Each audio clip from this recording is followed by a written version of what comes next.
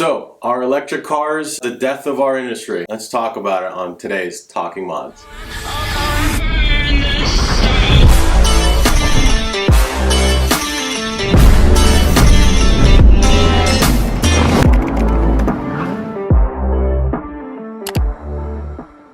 Hey guys, today's topic is something that a lot of us in our industry are thinking about. I know I've had this thought about it. I would say my friends and family and everyone else always constantly thinks about it for me. Electric cars are obviously becoming more and more popular. You know, there was a new mandate in California that by the year 2035, all new selling vehicles by then will be electric cars.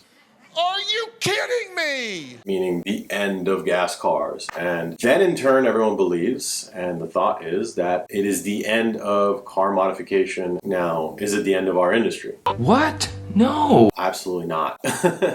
Absolutely not. I don't think so at all. I think modifications will always be a part of us. It's a way for us to individualize, and whether it's to make a statement or to have more fun, or it's a way for us to camaraderie with our friends, always a ton of different things that car modification does. Do I think that the section of the power industry is going to go away? That's the part that will probably go away a little bit, right? I mean, we've had all these regulations being brought down further by the EPA, by CARB, and there's been a lot of regulations and a lot of stuff happening in the industry where that's slowly going away.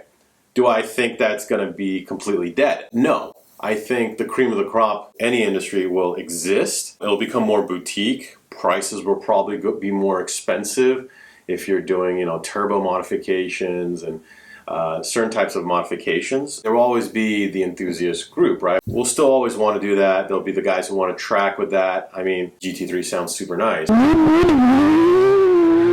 It's a Ferrari, a V12 Ferrari is just music to my ear.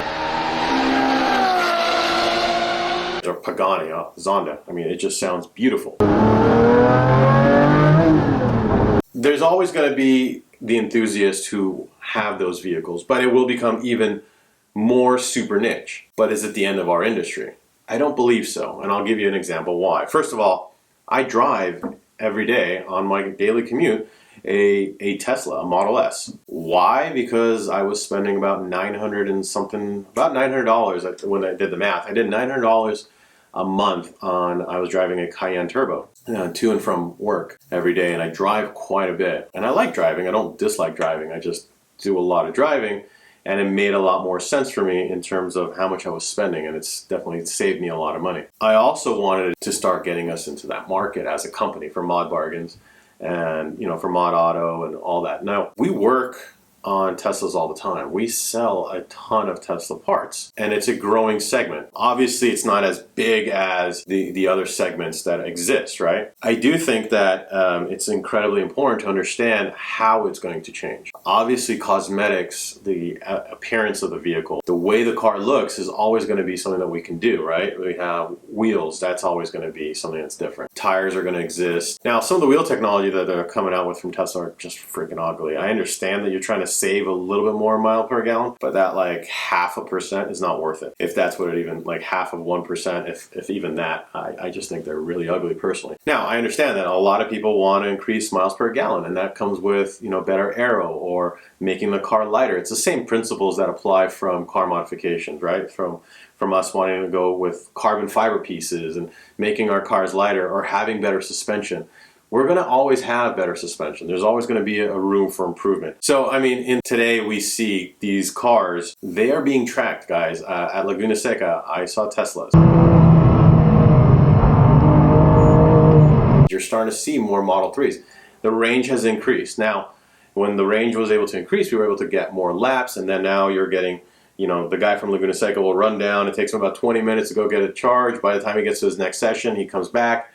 Instead of the cars having to cool down and everything else, you're more of the time being spent to recharge your car. Thankfully, because Tesla has increased their battery capacity, you're able to go to the track. They've got a new Roadster that's coming out. You'll get more lap sessions out of that, which is very important, if you're going to the track. And that's something as enthusiasts that we have a lot of fun with, or you're doing canyon driving. So suspension is not going away.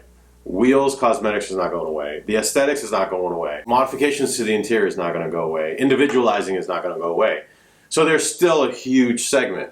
car modification does not mean that it only has to be intakes, exhaust, and superchargers or something like that, right? Performance. That's an industry that is threatened for those people who are specific in that area. But there is innovations that come from there, and they can spend it in other areas. You know, whether it's making the throttle response faster, or there are other things that can be done in performance, but it's going to be very, very minor. Guys, it's not going to go away. That's my personal opinion on it. I actually think things will continue to grow more so. Again, all the same principles will apply. Get what we paid for here. It's got to be about balance. We are going to do all the right things. Me personally, when I look at my own company, we're targeting electric cars as well.